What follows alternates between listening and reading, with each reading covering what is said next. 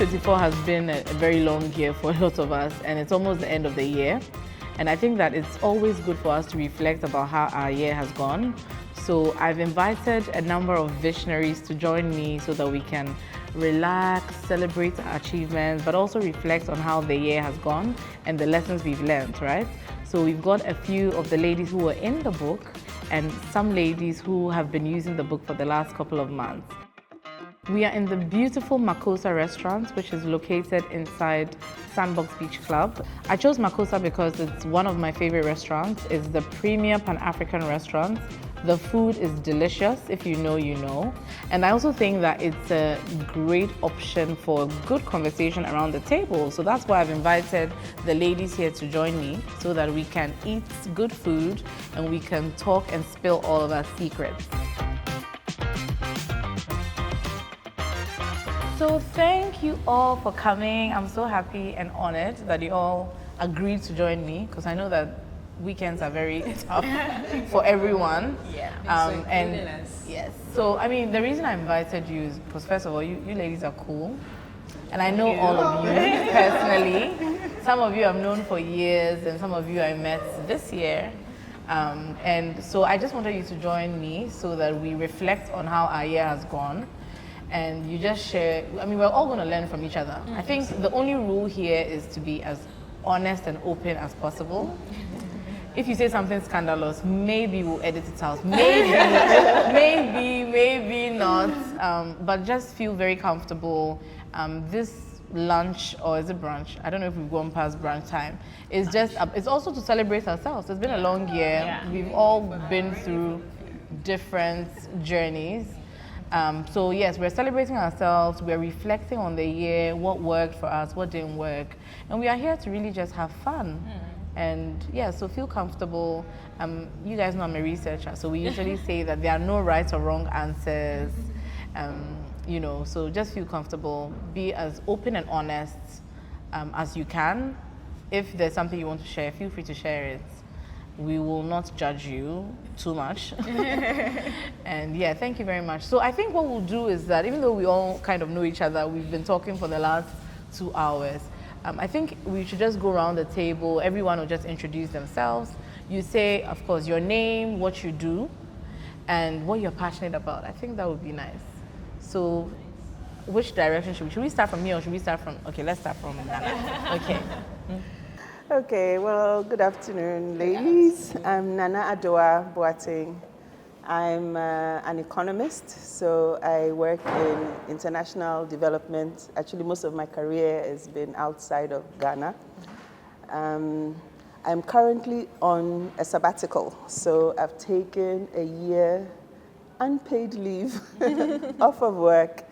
And I'm really trying to focus on my passion, which is making chocolate. I'm a chocolate maker out in Ebri in the Kriapin Mountains. And thank you.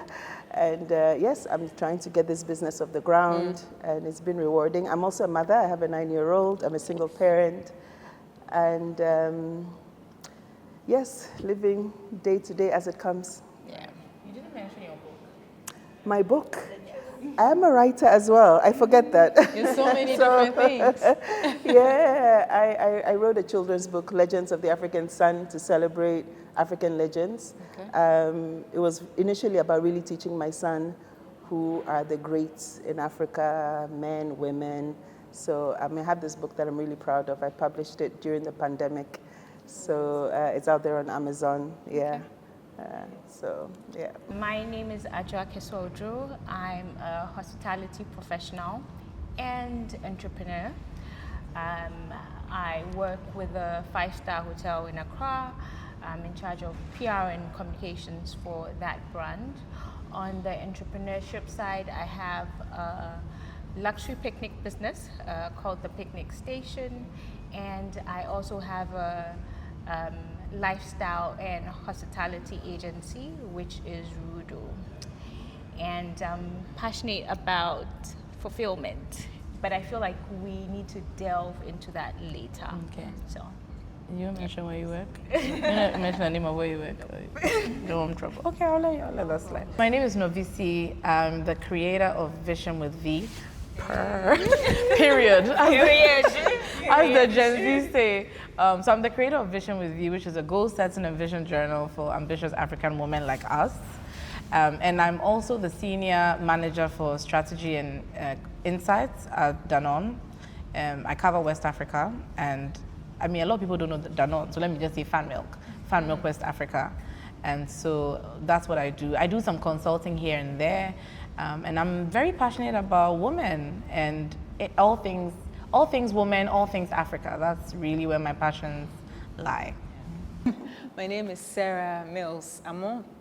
I'm a Fortune 500 trained business strategist, but most importantly, I'm a yoga instructor, and I also make luxury handmade. So I'm most excited about growth and navigating the ups and downs of life. And I'm excited to be here. Thanks for including me. Thank you. Thank you. Having me here, I'm Gloria Ofori. I'm a marketer. I do brand management strategy, and I'm commercially driven as well, because I've done brand management for quite a long time, and then I also want to see how brands can grow commercially and make money for brands. So that's what I do. Aside doing that, I'm very passionate about seeing things thrive or making an impact, positive impact in things. So if I need people, if I get things that I have to manage, I always want to see positive and their hoods. You didn't mention the non-for-profit you do. Oh, yes. Why are you hiding? This non-for-profit, I organize a painting event. So it's not like a sip and paint. It's not a bougie kind of painting event. So I call friends around. I did it once. I called friends and family. I said, okay, let's paint. I auction the paint during the event.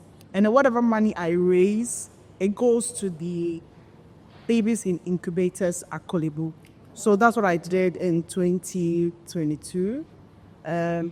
So I intend to do one maybe this year, coming out of a lot of things. It's called Paint for a Life. So Paint for a Life, it supports babies in incubators, just that. So actually, I realized that babies in incubators are paying per hour for air or for oxygen. Yes, well, yes, for oxygen. And yes, in the incubator, he goes to the ward, so I don't mention the hospital, but an hour you pay for it. And I don't get much, no? But I know what it means to have a child in the incubator, and for you not to be able to afford it, it was something that is very casually to me. So it's something I'm championing, then I'm not going to back up. So yes, I need all your support. It's definitely something willing to really support you. My name is Frances Nadia Davies. Sometimes I forget to mention which name to mention, but yes, Frances Nadia Davies. So I'm also a marketer just like Gloria, having done brand management for about 80 years. I'm also really passionate about telling brand stories and also the strategy side of brands. So very interested in how brands can grow businesses and make sure that we are also impacting. So a lot of the brands I've worked with, I was very intentional about choosing which brands I work with because I wanted it to have impact. And I'm really happy to now be working for a brand that I also believe is very important. So I work with Align Technology. So basically we produce Invisalign, which is a digital way of straightening your teeth and giving people beautiful smiles. I work in the Netherlands, so I moved out of there like a year and so ago. But I worked with Norvisi previous life, and she's one of like my best friends. Let's say, and I also used to, own a fashion brand, Ceci Atelier, which because I relocated, I'm struggling to find the balance of how to let it live beyond where I am, beyond borders, basically. So it's still a process and me trying to get that up. But I also do consulting for businesses, and I'm really passionate about teaching people because I'm a strategist and like a value adder, anytime I meet people, I just want to impart knowledge on them of whatever it is that I know. So if you see me trying to support you in any way, it's always because I want to add value to people, and that's what brings me fulfillment and joy. The kinds of tables I like to be at. No, really, because when you're around people who are doing like really interesting things, like what everyone here is doing, you learn a lot from them. It doesn't matter what industry they're in. You learn what to do, what not to do, and you always get like something insightful. So I'm very excited about this conversation.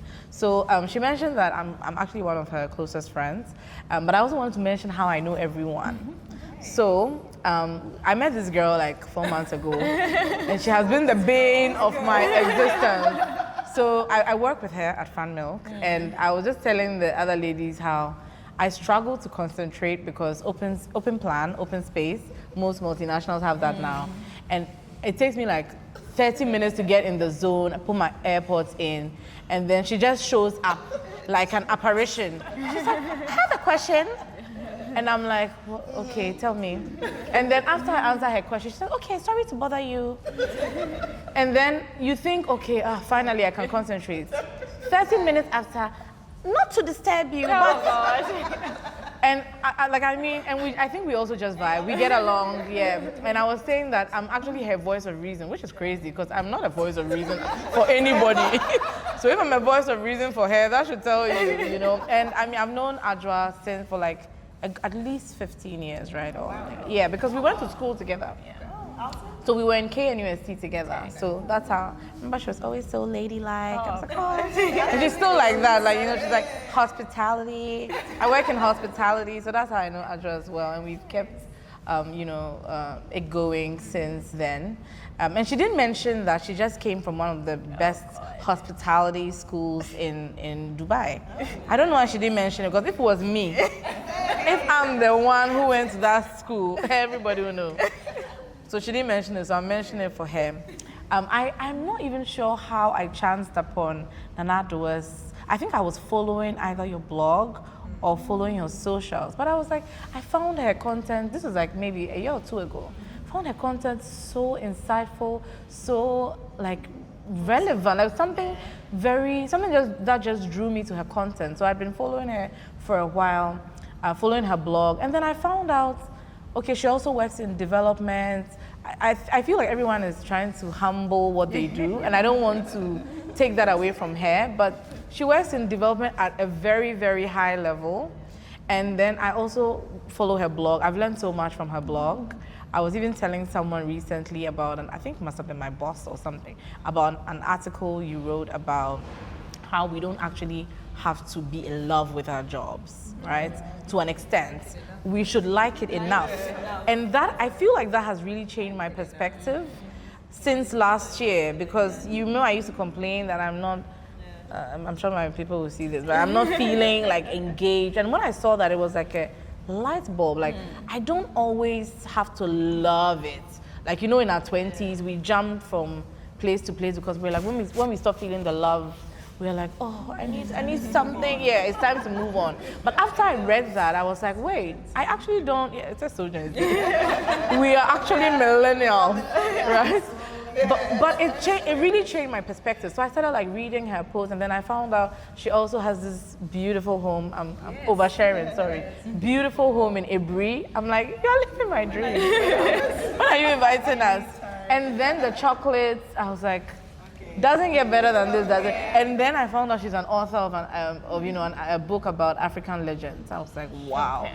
So when I was thinking, right, when I was thinking of, people to include, like I thought long. It took me months to figure out. One day I just got a light bulb. I was like, wait, I think that Nana Adoa would be a perfect fit for Vision with V. And I had never interacted with her. So I was like, you know me, what's the worst? She'll say, no, I won't die. So I reached out to her. And I mean, she was very busy then. I pushed a little. So she was like, yeah, she doesn't think she can meet my timeline. But I was like, I will wait for you. And Sarah as well. I was like, I will wait for you. And then, she submitted her feature, which for me was so, so insightful. And like, there are certain things that I still think about, like when I'm going through like some form of a rough patch. And I think I mentioned that to you last time about learning to trust your own, like you're not over consulting people for advice all the time, right? Trusting your own voice. And I got that from her feature and Vision with V. So sometimes when I'm I'm doubting, well, not doubting myself, but when I'm second guessing or I'm over consulting, I realize that, wait, I'm doing this because I think I need validation. And then I remember what she said. So that's a summary of how I know her. I've already told you about how I know Frances. We went to school together, but we never really interacted. Then I met her about 5 years ago again. We worked together and we got along. We used to sit next to each other and we used to talk. We used to talk about a lot of very scandalous things at work. And we just bonded, and I mean, I speak to her at least 4 times a week. So yeah, Gloria I work with. Sarah I've known for, I think, 10 to 12 years. And I admire Sarah a lot for a number of reasons. But Sarah has a certain quality of discipline that I don't even know how to explain. Like, that's what she's saying, but I'm telling you, like, Sarah is very, like, she's very grounded, very mature, and I really admire Sarah. And I want to also mention an anecdote, right, on how you can be your sister's keeper. A couple of years ago, I don't even know if she remembers it. This is a good 10 years ago. I think this was like maybe 2 years into my career. I was very active on LinkedIn, and I took a selfie one day, and it was a nice selfie, and I posted it as my Instagram DP. It wasn't even 30 minutes. Sarah either called me or texted me, and she said, "Take that photo down." I mean, and this is me, like, you know me, like, don't come and tell me what to do. Exactly. She was like, "Take that photo down." And I was confused. So, and she was very like, she said, "First of all, you're showing too much skin in that photo." And I didn't clock it like that. She was like, "Yeah, it's too revealing." And she found a way to explain it to me. She didn't say much. She just said, "It's too revealing. You're starting your career. You said you want people to take you seriously. You don't want to be posting such photos on Instagram. Because I don't know, I think the angle of the photo was a little too, And she told me, "It's just too sexy. Yeah. Take it down." And I never listened, but for that, I actually listened. And I mean, I was probably young and foolish, so I didn't clock it then. But later on, maybe a good couple of months after, maybe a year after, I was going through my phone and I saw that photo and I was like, "Is this a photo I posted on LinkedIn?" I was shocked because I was like, how did I even think this was normal? Yeah. But I think for me, that's and amongst other things, but that's one of the things that has endeared me. Do you remember this thing? You don't remember? That's one of the things that has endeared me to her because I realized that she has very good intentions. Someone else would have just said, this girl. Yeah, like, exactly. But I probably didn't even know that it was inappropriate, right? So the fact that she stopped me in my tracks, she was bold enough to tell me, this outfit, this picture is not. Yeah. Take it down. Yeah. I just think, and I've learned from it. I tell people that too sometimes. I was just about to say the same thing. I do that. I try to do it from a place of kindness. Yeah. I do that work even. Yeah. I'm like me, I wear short dresses, but sometimes some of the people wear, I just call them aside and say, "Yo, this your dress, this your see-through dress is not doing," And I have good intentions, so if they take it personal, I get it. But I think one day they would look back and understand, so I'm paying it forward. I want each of you to tell me briefly, how has your year been? This time I think I'll start from the other side of the table. My year, 2024, I was just telling my brother this on Tuesday. It's actually been one of the best years of my life. Especially coming from a 2023 where I was losing it. I think this year, God showed up. That's all I have to say. It's been wonderful, both professionally and even in my home, my new life, and I've made new friends, which a year ago wasn't possible, or I was just so in my head about it. And talking to Norvisi as she created Vision with V, she started sowing a lot of seeds in my head around goals and stuff. So going into the year, I put forward just 4 things I wanted to achieve, and I'm so happy to see that there's progress. I may not have ticked. We're talking about that year. I wanted to lose 10 kg. Sorry, I'd rather add it on. So that one wasn't working, but I also found a place to say, hey, you do not have to get it 100%. There's always room for growth. So I've been also very patient with myself on that journey, and I think that has made me happier. My one goal, or the top thing I summed it up, was I want to be happy this year, and I think that has been the essence of how this year has been. Right. You know, you said earlier that coming from a year 2023 where you felt like you were losing your mind. Can you tell us? 2023 was the year I moved out of Ghana, and for most people, I know now everybody's trying to jack by, and it's like the thing, and people feel like you are so fortunate to have moved. So I got married, my husband lives in the Netherlands, and I needed to relocate, right? It was such a difficult decision for me to make because I have lived in Ghana all my life. All my siblings live outside of the country, so if I wanted to live outside, that wouldn't be a problem. But I just love Ghana and being close to my family, my friends. Like I was living a good life here, so like why spoil what is working, right? And change it up. But yeah, marriage comes with sacrifices and things that you have to do. So my decision was to move. Nobody forced me to move, by the way. But I just knew for marriage, it was important for me to be close to my spouse. So I moved to the Netherlands. Now I'm someone who is career driven and a career woman. I'm not sure of a job that I'm going to have. So I'm struggling with what is going to happen when I'm not earning money. What is going to happen with me? Then I moved there, and this is the first time of me living with someone else outside of my parents. And it was like, what? What is this? What is going on here? Like, it was such an adjustment for me, right? And even navigating that as well. Now I don't have any of my friends because I don't know anyone in Europe. So my family is more in America than in Europe. So that was also like, you are alone here, seriously, away from your family. And it was really a pain for me because now I have to make friends. Norvisi will be telling me, Frances, you have to try and make friends. I'm like, I'm not like you. You know, Norvisi goes anywhere and she's talking to anybody and everybody. She can make friends just like that. But I am more reserved. When you come to me, then we vibe and then it's sealed. But it was very difficult for me. And then I got work, which I was going, like I started working with a company, funny enough, that I was working with in Ghana. They finally found a role for me. And then I think that's where things started to become a bit more balanced. But even then, I quickly realized how terrible Ghanaian currency. So I tried to save and be financially, like I thought I was like, you know, making right financial decisions, and I go and I change the money, and it's barely enough to do much or to feel like you're secure. And it was such a rude awakening for me in that moment because I realized, girl, you were joking, like this is not it, and something has to change. And I felt very hard on myself. Like I think last year was a lot more complaining and being tired and just wanting a different life and not really appreciating that someone else would want to live the life that I was having. And I really had to reorient.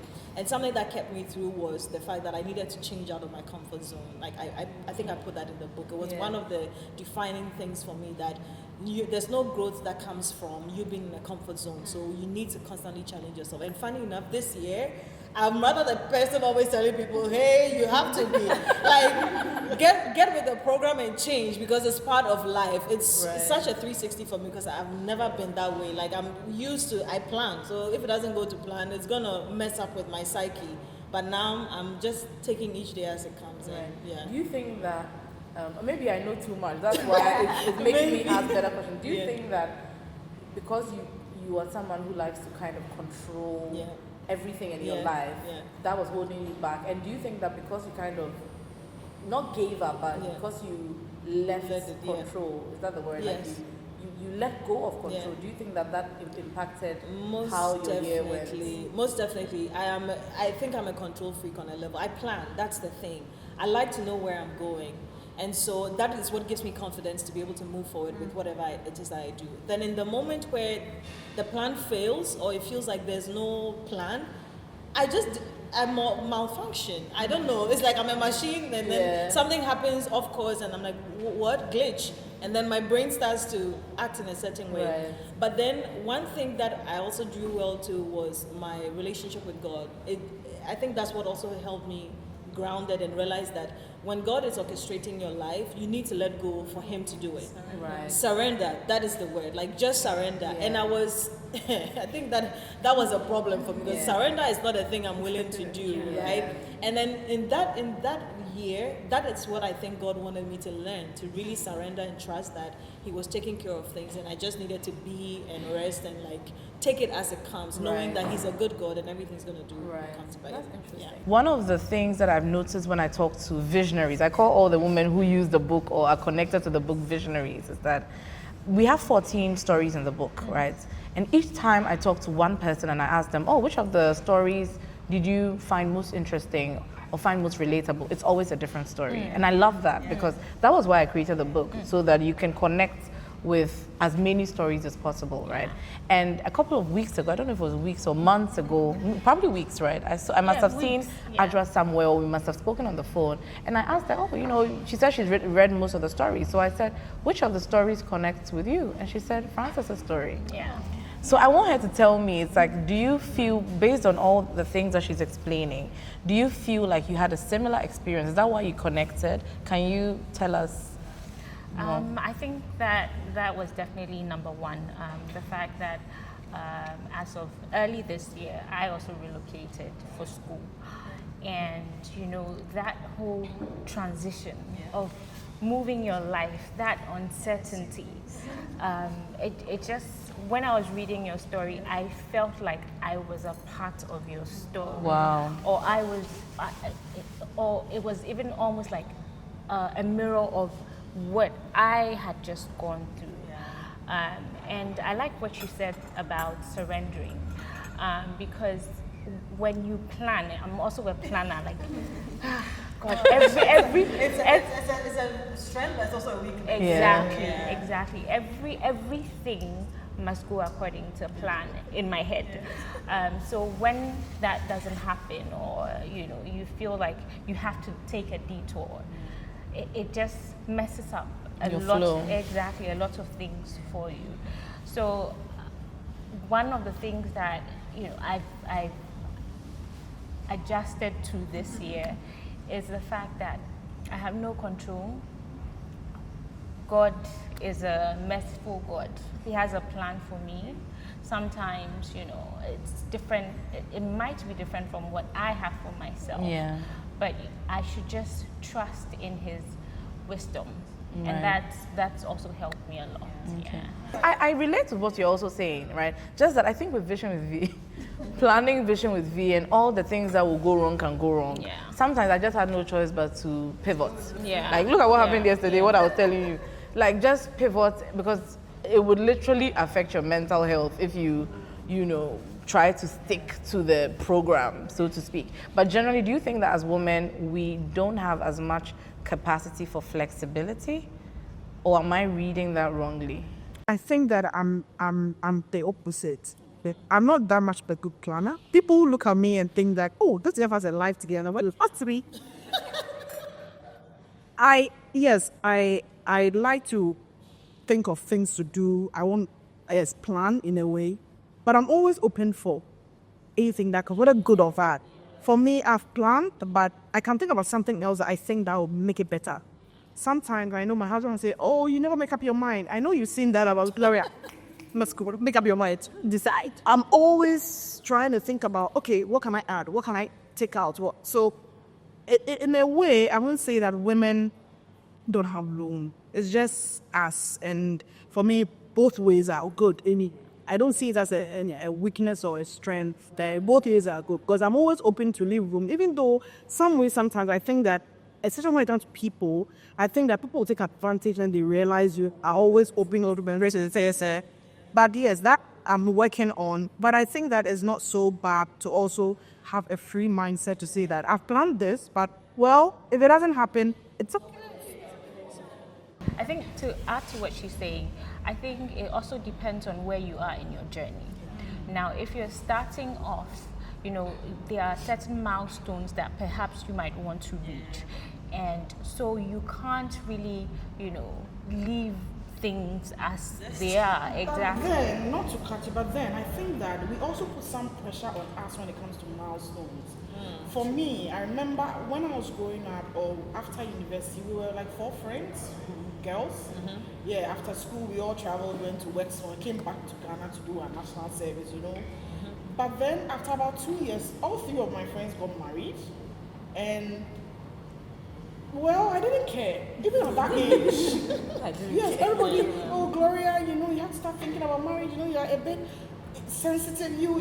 I wasn't even this strong. I knew what I wanted, I was a bit bold, but really, they've got married, so my time, it's not time when I get, yes, I think that as women, we put too much pressure on us when it comes to, milestone, I have to marry, I have to give birth, I have to get a job, I think that we are setting it for, like, we are bringing these things on ourselves. Is it a society? Life, I think it's society, I think it's family. I think Sarah mentioned that today. I know we'll get there, but for me, I'm not a believer of milestones. I am not. And I remember, I didn't let anybody, yes, I know the pressure will come from church, family, everywhere, but I didn't care. Yes, it will affect you. Sometimes I cry because of one comment or the other. My friends got married 5 years. I was thinking about, okay, can I go to school whilst I'm waiting? Okay, can I do this? Can I do this? Can I do this project for this person? Those are the things I was thinking about. And trust me, I achieved so much. I'm not saying marriage is bad, but I achieved so much at that time when I was free and young. I'll think of, oh, I've seen this conference somewhere. Okay, I can attend. I just pick my bag and I'm gone. Now you can't make those decisions because you have so much to think about. So I think that when it comes to milestones, who sets those milestones? Exactly. It's us. Milestones for everybody is different. I agree. Exactly. You know, I mean, maybe back in the day, as a woman, you have to have done certain things by a certain age. But now, the milestones are what you set. Exactly, you set for yourself. Right. So I don't say it's in the traditional, no. You know, even if you decide that you are going to eat, let's say, 3 meals a day, exactly, that is a milestone that you work towards. 3 meals a day in Accra? Girl. That's very ambitious, you know? That's really, really ambitious. So we spoke, I think, with all the questions that are coming in, you've kind of also spoken about how your year has gone. And now I want to talk to both Sarah and Nanadora because I feel like their cases are also really specific. They started the year. Kind of. You'll tell me next week. So Nanadora, you also started the year. In fact, tell us how your year started. No, I think going back also to read what I wrote in the journal, I realized life kind of flipped things upside down, and I thought, whoa. So going back to read it, I said, wow, this is really aging like milk. But yeah, and this is really where flexibility comes in, that sort of mindset. Life is going to throw things at you, and you have to kind of swim with it. So it's been ending 2023, spilling over into 2024 has been rocky. I lost my mom in November, probably maybe days after writing this. And, you know, so there was that aspect of it. And also work, I started this. I took a 2-year leave from my company because they allow you to go work elsewhere and then come back. Yeah. Wow. So I took 2 years off. Just give us the gist of right. Wow. Right.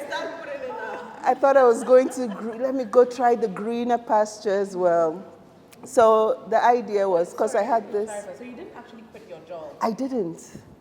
You took a leave of absence. I took a leave of absence, a 2-year leave of absence. That's right. They're okay with that. Yeah, they're quite progressive. You know, it's a company that was, They were thinking about, you know, flexi leave and all that before COVID, work from home before, you know. So they're really good about these sorts of things. So the idea was to go live in France, work for this UN agency in France for 2 years, packed our bags, got my kid. We don't know anybody there, but okay, we've moved around a lot, we can do this. Work-wise, it didn't go so well. You know, everything else was great. We liked living there. My kid had a good school, you know. But work kind of, you know, flipped. And the work culture was strange. And I'm one of those people that, you know, I hear stories about people, oh, they quit their jobs, they didn't know what's next, and I can't relate to that. No, I stick, I stick with it till I know. Yeah, but this was a case where I felt I did not have a choice. I could not be in this kind of environment, and I didn't really know what was next because I've taken a 2-year and I'm doing just about a year at this point. So what was I really going to do the other 1 year? I didn't really know, but I was not going to stay where I was. So, and my kid did not want to leave Paris, but we left and we came back home. I have a place here, I have so my parents, father is here. And I realized actually I could really grow my business. Initially I was looking for other jobs, something to do in the meantime. I even told my company, hey, I can come back earlier. And they said, well, we'll see, but we have to also fit in other people. And because a bunch of us have permanent contracts and they need to constantly accommodate.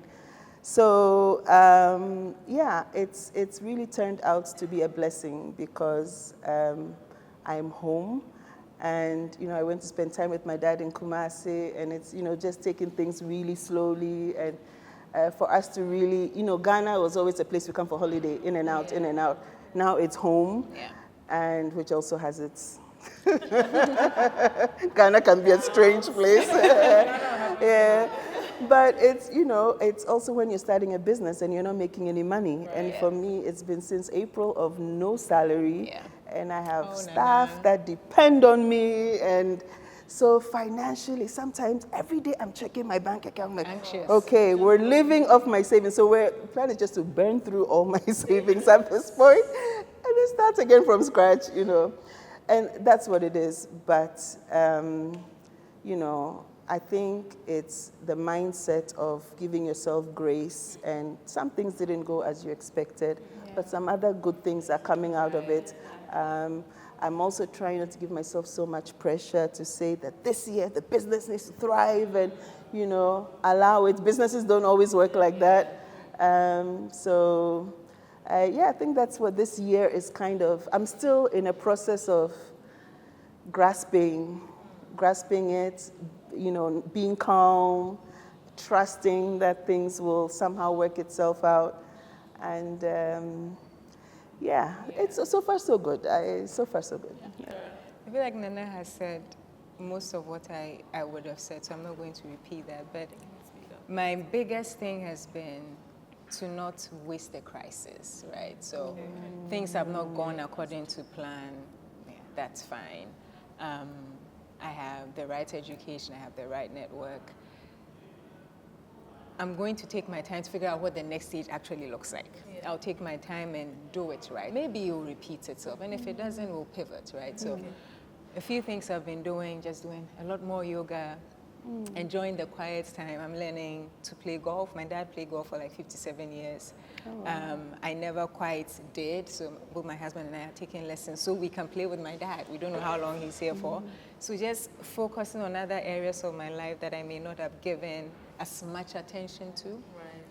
My yoga practice, growing my studio, my skincare line, and also just spending more time with my husband and helping him grow his business as well. Because that's what I was doing for other people. It's like I have all of this education, all of this insight. What would it look like if I focused on my thing? Right. So this is my period of experimentation. And if I decide that this is not it and I still want to be part of a bigger organization, I can. So, but it took I think my first few weeks, I couldn't get out of bed. So we've come a long way. I don't have the twitch in my left eye anymore. I'm just really grateful for the experience, and it's also teaching me to not take my education, and when I say education, not just formal, just where you've worked, the leaders who have groomed you, the places you have been, don't take it for granted, because we assume that everybody has access to it, but no. And it's not about being elitist or anything, it's just you've worked hard, you've been lucky, you've had these experiences, it will lead you elsewhere, so be picky about what that next stage looks like, and show up as who you are, you have something to offer, no matter what happens and no matter what people may say because of whatever situation you find yourself in. You're a badass. And the right environment will see that and amplify all of that. I feel like this is also my shade because I was having a conversation with one of my colleagues. I don't remember what I was moaning about, but he was like, we take for granted how much experience we have, right? Whether it is through like working in multinationals or even the access you have to certain people, right? Certain women, like even not everyone has access to sit here, right? And look at all the things. I'm just kind of sponging, you know, all the insights from everyone, and not everyone has that access. So sometimes we have a lot of knowledge, and we have that because we have a lot of access, and we've worked in like, you know, very good places, or we even come from very good families, and other people don't. So I know I'm very impatient. Generally, it's something I'm working on. It's a development area. You know, it's a development area. I have to be very honest. Yes, very self-aware about that. And I think once I had the conversation with that person, I realized that, you know what, I need to take a step back and don't always assume that everyone has had the same experience or education or even access or exposure as I have had. And that's, I can't say that I've fixed my impatience, but at least it's given me a lot of food for thought, right? And I mean, just to end this round of questions, I mean, my year, I don't know where the year went. I feel like I just started the year and I blinked and it's ended, right? I know where your year went. Where did it go? In Dubai. Oh, that's true. I spent like a month in Dubai this year. I mean, this year has been a bit of a roller coaster. A lot on the good side, I have to be honest. First of all, I started the year, my first goal was launch Vision with V and sell out. I don't even know why I added the sellout part. Like, and this was in January. I'm like, I have to launch by, I think, was it February? And I realized that, hey, I was done with design and all the content and everything, and it took me another 6 months to launch. And initially, I was feeling like a failure. I almost gave up. You know, Frances would call me and like, you know, encourage me, but I felt like I was just trying to do a book. Like, it's too stressful. Why? Because it had taken up my life. It had taken up all my money. Like, that's all I did. You know, and people would still see me once in a while socially and think that I have a social life. Not at all. Like, during that time, I barely went anywhere. I don't know how, like, because I post on social media. So if you see me post one thing, you may think, oh, I'm always out. But no, I spent a lot of time behind my desk, inside, during the day, during the nights, weekends, public holidays. All I did was sit at my desk, edit content, review, design, deal with China on packaging and, on, you know, the book, you know, publishing and stuff like that. And one of the things that I realized, which was also like a rude awakening for me, is that I don't like saying, oh, you can have it all, but not, I don't like that thing that people say. But I just realized that for anything you're going to do, you're going to have to, there's a trade-off. Yeah. It's just a fact. 100%. There's a trade-off, Yeah. you know? And I think that it even, to an extent, made me a little more productive. Because if I know that I have my 9 to 5, which is extremely busy as well, you know, I can't, like, once I have any free time, I'm working on Vision with V. Yeah. My husband has suffered because half the time when he's talking to me, I'm holding my phone and he's complaining. I'm like, I'm not actually, I show him, I'm not on Instagram. I'm working, like I'm either dealing with China or I'm editing something or I'm structuring. I mean, even what we're doing here, I structure everything months before. Anytime I get an idea, I either write, if my journal is by me, I write it down in my journal or I make a note on my phone because the ideas don't always come. So one day when I'm thinking of things to do, I start going through the ideas and I'm like, oh, reflections, you know, let's do invite a few of my friends and let's sit together and, you know, have reflections. So I think for me, all I'm trying to say that my biggest highlight of this year was that if I'm going to achieve anything, I would have to trade off something. Right? And I just need to figure out what I need, what that thing is, right? It meant that I barely saw my friends this year, like any of my friends. Like Frances, because she's not here, she didn't suffer too much. She didn't suffer much because we will talk on the phone. And in fact, half of our conversations will be, I love the conversations I have with her. So growth conversations. Like, we don't gossip about people. Like, I'm sure if I said gossip about someone, it would be so unusual to her. Like, what are we talking about? No, we talk about our plans. We talk about what's happening in our lives, career. Like, you know, we advise each other. I can't even call it tough love because it can be good advice without it being tough or brutal, right? And so because she didn't feel that, because we talk like 4 times a week, and I barely saw anyone. All I did was Vision with V. All my money was Vision with V, and the money of my husband and my family members was Vision with V as well, right? I spent a year in Dubai. I can't say that I didn't. Hey, sorry. It felt like a year. Financially, it felt like a year. So I spent a month in Dubai, and that was bittersweet. Finally, we launched Vision with V. I had like a sudden, imposter syndrome right before launching. Because I was like, who gave me the rights to say I want to launch a journal for women? But somehow I managed, I won't say I got over the imposter syndrome. I think I decided to go do it regardless. Yeah. So I did it afraid. Yeah. And I think it's been mind-blowing the amount of impact it's made. I feel like I'm even struggling to contain it, because it wasn't part of the plan. I just want to launch a good journal I can use, the people around me can use, and that's it.